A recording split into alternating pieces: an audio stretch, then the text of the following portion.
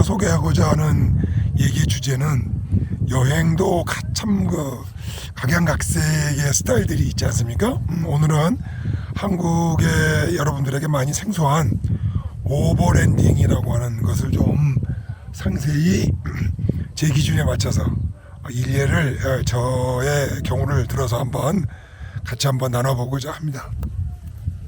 여행 중에 그 트래블이라고 하는 단어 중에는 크게 두 가지로 가지를 칠 수가 있을 것 같아요. 간단하게 어떻게 여행을 갔다 오는 트립, 비즈니스 트립, 며칠 동안 갔다 오는 트립이 있고, 저니라고 하는 게 있어요. 이게 번역을 하면 여행이라기보다는 여정이라고, 긴 여정이라고 얘기를 할까요? 오늘의 오버랜딩은 이와 같이 간단한 그 여행이 아니라 상당히 그 저니, 이 긴 여정의 스타일의 그 여행입니다. 오버랜딩이라고 하는 여행의 스타일을 정의를 하는 한 5가지 정도의 캐러거리가 있는데, 가장 먼저 쉬운 거는 우리가 오버시 얘기했듯이 오버랜드는 육지를 통해서 해외로 가는 겁니다. 오버시는 이제 바다를 넘어서 가는 거겠죠. 이 오버랜드는 육지를 통해서 자기 나라가 아닌 타국을 여행하는 스타일의 여행입니다. 물론 이제 비행기 타고 가시는 분들은 오버랜더라고 하기에는 좀 그렇겠죠. 왜냐하면 랜드로 가야 되기 때문에 그렇습니다. 그래서 국경을 넘때 땅을 건너서 타국을 가는 이런 형태의 여행을 오버랜더의 첫 번째 정의가 되겠습니다. 조금 전에도 얼핏 얘기 드렸습니다만은 기간이 상당히 중요해요. 기간이 한 일주일 갔다 온다, 미국에 한 보름 갔다 온다, 이거를 우리가 오버랜딩을 했다고 하지는 않습니다. 오버랜딩은 최소 수개월에서 수년, 좀 길게는 지금 제가 알기로는 한 30년 가까이 하시는 분들도 있고 그렇습니다. 그래서 오버랜딩을 한다고 해서 상당한 기간을 소요합니다. 그래서 기간적으로 봤을 때 우리가 아까 말씀드린 대로 전이라고 할 수 있겠죠. 옆에 차가 지나가네. 그렇게 여기까지 도망가가지고 말이죠. 녹음을 하려고 하는데 여기까지 쫓아다녀. 지나가는 차였고요. 그래서 일단은 여행의 그 길이가 굉장히 길다는 거를 일단 감안을 하셔야 돼요. 짧게는 한 반년? 예를 들어 한번 봅시다. 런던에서 유럽을 통과를 해가지고 아프리카 최남단인 케이프타운까지 간다. 이건 하루아침에 될 일은 아니겠죠. 그래서 되게 수개월 이상, 통상 한 6개월 이상을 오버랜딩 한다고 얘기를 합니다. 그다음에 세 번째의 특징사항을 아까도 또 말씀을 드렸습니다면은 교통편입니다. 주로 육지로 다닐 수 있는 교통편인데, 그다음에 이제 자전거하고 오토바이가 있습니다. 이것도 탄 얘기를 합니다만은 이거로도 좀 불충분하고요. 주로 자동차로 육지를 건너다니는 형태를 얘기를 합니다. 따라서 이 자동차의 그 어떤 종류가 두발 자동차든 세발 자동차든 바퀴 10개 달려있든 상관하지 않아요. 또 오프로드라고 그러죠. 길이 없는 곳으로 이렇게 산을 타고 강을 건너고 길을 만들어 다니면서 하는 그런 오프로드 스타일의 자동차도 가합니다만은 꼭 그거를 요구하는 것은 아닙니다. 따라서 4바퀴가 달린 자동차이면은 대부분 많이 오버랜딩에 사용하고 있고요. 오버랜딩은 1900년 초부터 실제적으로 캠핑이 시작됐어요. 캠핑카가 만들어진 게 1900년도 포드에서 T모델이 나오고 나서 바로 사람들이 그 모델을 가져다 뜯어가지고 1901년부터 자기들이 만든 캠핑카들이 나오기 시작을 했고, 여러분들이 범세계적으로 좀 기억을 하겠습니다만은 오버랜더 카로 많이 사용되었던 거는 랜드로버 차량들이 1960년대 중반부터 70년대부터 인기를 끌기 시작했습니다. 요즘에 랜드로버보다 훨씬 좋은 차들이 많이 나와 있죠. 그래서 대부분 차량들은 오프로드 차량이면은 더욱 좋지만은 4휠 드라이브 또는 2휠로 로드에 있는 제가 쓰고 있는 투휠 드라이버라도 전혀 상관이 없습니다. 자, 그리고 이제 또 한 가지 이제 마지막으로 네 번째로 이제 중요한 게 뭐냐? 이 목적입니다. 목적. 오버랜딩의 목적은 영어로 표현을 하면은 약 한 세 가지 정도가 집약이 돼요. 목적에 첫째는 explore, 뭔가를 찾아야 돼요. 뭔가를 탐사를 하러 다녀야 돼요. 뭔가를 찾으러 다녀야 돼요. 하나는 이제 그 다음에 이제 뭐냐면 adventure, 약간 안 하는 어떤 그런 뭡니까 그 모험적인 것들이 있어야 돼요. 하나는 이제 또 뭐냐면 exploit, 새로운 것을 발굴해내야 돼요. 그러니까 이게 뭐냐면은 찾아 나서야 되죠. 모험적인 어떤 그 여행의 그 과정의 어떤 그런 것들이 포함이 돼야 되죠. 또 새로운 것을 찾아내는데 발굴해내는데 진력하는 모습의 어떤 여행의 모습을 가지고 있어야 되지. 단순히 저 남비 뭡니까 아르헨티나 남쪽 그 남극 우하수인가 거기서부터 타고 칠레 아르헨티나 타고 올라와서 멕시코 지나서 미국 지나서 카나다 지나서 북극해까지 갔다.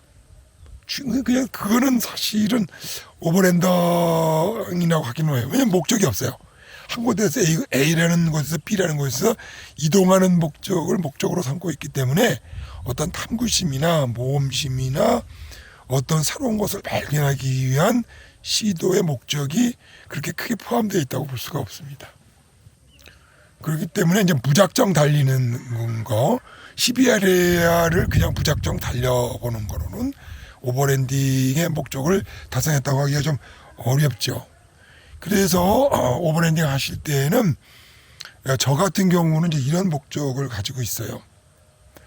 전 세계 국가 259개 국가가 있으면 214개 국가를 모두 자동차로 갖고 운행을 하려고 하는 목적이 있고요.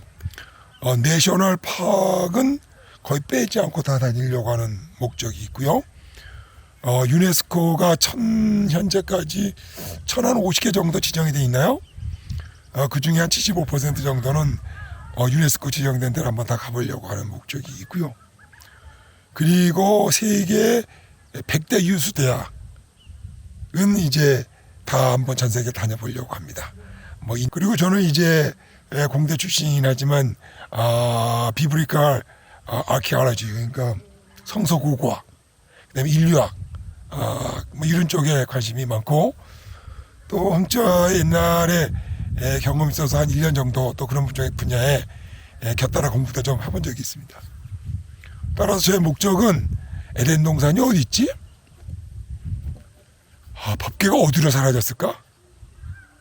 이런 저 나름대로의 죽기 전에 궁금증을 풀고 싶은 부분들이 있습니다. 그래서 분명히 놀러는 다니긴 다니는데 꼭 찾아보고 꼭 기록하고 책에서 보았던 부분들을 새로운 발견, 익스플로어, 그리고 그거를 가기 위해서 굉장히 험한 산지와 목숨 걸고 차량을 몇 대씩 버릴 각오를 하고 이제 길에서 여생을 마칠 생각을 하고 어드벤처를 시작을 했습니다. 그래서 이런 분명한 목적의식이 있어야지 힘든 그 여정 가운데 몇 년씩 10년이 넘게 길 위에서 살기 위해서 살아남고 목적을 달성하기 위한 이런 오버랜딩을 마칠 수 있는 그런 분명한 목적의식이 있어야 된다는 것입니다. 굉장히 중요한 요소 중에 하나예요. 마지막으로 다섯 번째로, 완전히 다른 여행하고 다른 구분되는 부분이 있습니다. 이걸 영어로 얘기를 하면 self-sufficient 해야 된다고 그래요. 그러니까 스스로 자급자족 충족시켜야 된다, 이런 조건이 붙어요. 이게 뭐냐, 새때 말로 말하자면 풀타임 캠핑을 해야 됩니다. 즉 다니면서 여행을 다니되 스스로 먹는 문제, 자는 문제, 운전하는 문제, 국경을 넘는 문제, 모든 문제들을 혼자서 스스로 해결을 해야 됩니다.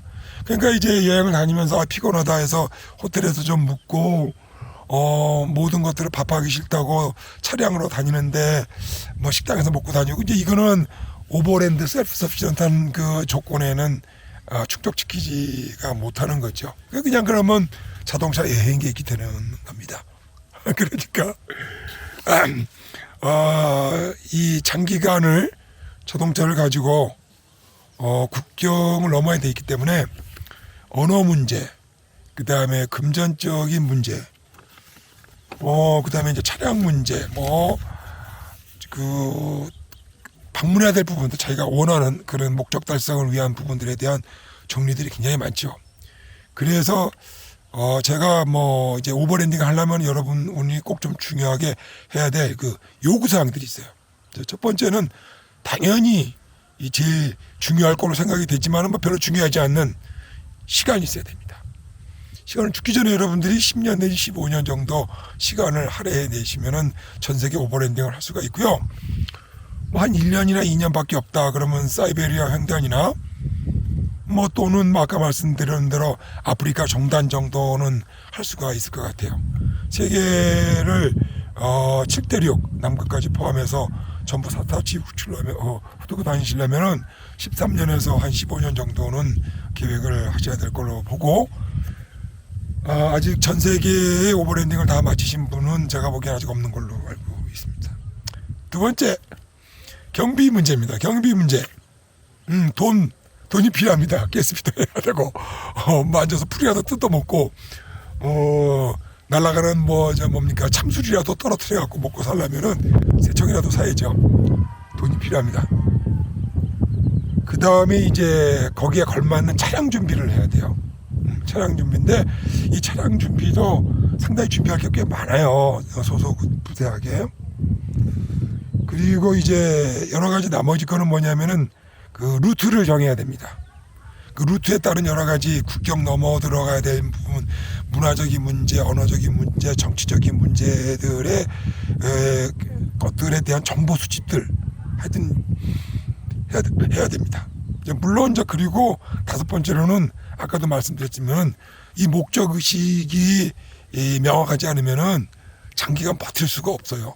그래서 이제 제일 중요한 제가 치고 있는 것 중에 하나는 분명한 목적 의식과 마지막으로 칠 수 있는 건강관리입니다.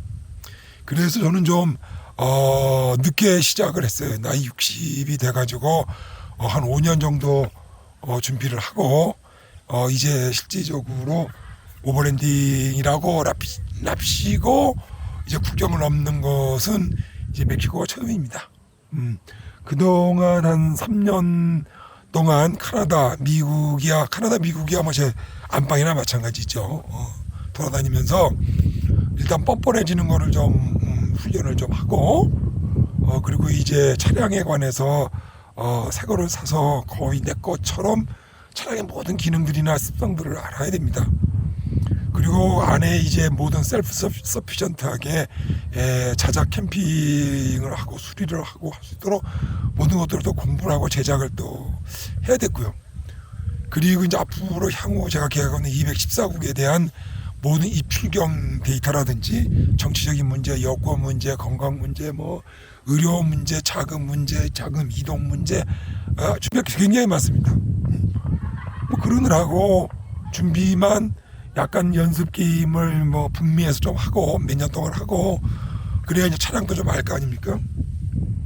실질적으로 이제 한번 그런 준비 상태에서 이제 첫 번째로 사실 이제 언어도 다르고 물도 달린 게 지금 멕시코가 처음입니다. 멕시코 위험한 것보다 이제 앞으로 갈 이제 엘살바도르나 혼두라스 같은 데에는 세계적으로 제일 납치율도 제일 높고 살인율도 굉장히 높죠. 탑 랭킹에도. 우리나라는 아마 자살률이 세계에서 제일 높죠. 혼두라스나 엘살바도르 요 밑에 가면은 외국인 납치율이 굉장히 높습니다. 조심해야 될 것 같아요. 저는 그래서 그런 연습 게임을 지금 멕시코에서 하고 있는 것도 마찬가지죠. 앞으로 갈 일이 9말이고 99장창이기 때문에 살살 연습을 하면서 준비를 하고 있습니다. 한여름 복더위 잘 지내시기 바랍니다. 다음 영상에 봬요. 안녕히 계세요. 써니였습니다.